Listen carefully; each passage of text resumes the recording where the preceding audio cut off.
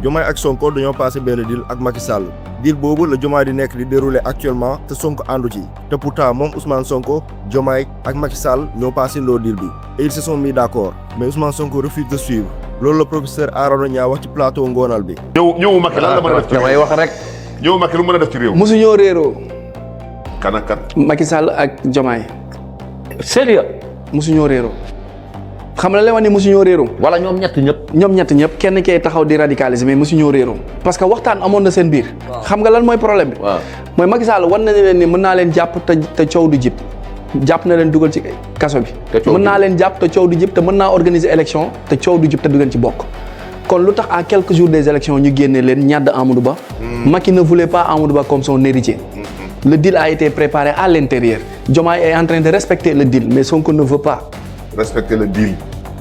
waxtaan amoon na boo xoolee le comportement de Macky et Diomaye tu sens que il y avait une négociation interne bu dox seen biir parce que Macky Sall bu doon ku ñuy jàpp di ko yóbbu crime contre l'humanité duñ ko al avion. defal ko cortège jox ko avion. mais loolu mu sax dem mënul nekk sax. bu fekkente ni c'est vrai kon la révolution de 2024 n'a jamais existé dinaa indi ay éléments dinaa indi ay faits laaj leen seen avis ndax deal boobu existé na waaw wala déet wala professeur Arona Niang dafa nekk di dooree théorie kese. ñu dellu en arrière en 2024 Sonko croupi en prison radié nañ ko de la course présidentielle mu désigné Bassirou Diomaye Faye pour mu remplacer ko ñu am comme slogan Sonko mooy Diomaye Diomaye mooy Sonko Bassirou Diomaye Faye am victoire écrasante au premier tour. Le message envoyé au peuple sénégalais était clair. Plus jamais de compromission avec l'ancien système. dootuñu am benn arrangement ak Macky Sall. Diomaye ak Sonko génn prison grâce à une loi d'amnistie boo xamante ni voté nañ ko quelques jours avant les élections de 2024. Est-ce que amnistie boobu noonu nekkutoon déjà seen premier arrangement ñoom ñett parce que amnistie boobu noonu su amutoon ñoom ñaar kenn du ci nekk au pouvoir tey. 2 ans plus tard professeur Arona Niang affirmé ni loolu deal la. Aucun document aucun témoin aucune preuve matérielle n'accompagne cette déclaration. benn interprétation personnelle professeur Arona Niang la. mu présente loolu comme une certitude mais qui reste à ce point non vérifiable. C'est non vérifiable mais loolu tamit mën nañ ko njort. trop de non-dits et trop de versions d'une même histoire. parce que affaire yi jot a xew mi ngi commencé daje ak théorie bi. Macky Sall ñëwam bii muy ñëw. ñëwam bii mu nar a ñëw. ñëw pour gisante ak Diomaye la. pour ñu xool naka la koy jàppale ak naka la ñuy waxtaanee pour Nations Unies bee mu bëgg a jël. est-ce que def waaw. mais dina ñëwaat. dina ñëwaat. te ñëwaat boobu noonu ab politique lay doon. dina ñëwaat fan. fii Sénégal. moom pour politique fii. rassembler waa APR yeeg gisante ak nit ñi dem ci sëriñ seeg dem ci kër yeeg dem ci responsable yeeg ñëpp def nduutaan ndaat bu rëy fii Sénégal dina ko fi def. dina ñëwaat Diomaye dafay créer parti bi. waaw. est-ce que APR du dem ci ak Diomaye ak Karim Wade PDS est-ce que ñooñu duñu kii. baa ma fekk si la. ñëwal baa ma fekk si la.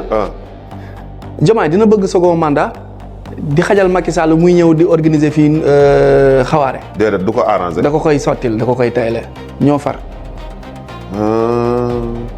un président de la République nga jël sa ton adversaire nga koy ubbil boulevard xajal ko ne ko kaay ma tàntal la ba pare yow Diomaye ngeen da ngaa bëgg a dem 2029. waaw mais kii mais. Diomaye limogé na Sonko de la primature par décret maanaam dàq na Sonko au poste du premier ministre. tout le gouvernement de Sonko tombe avec lui.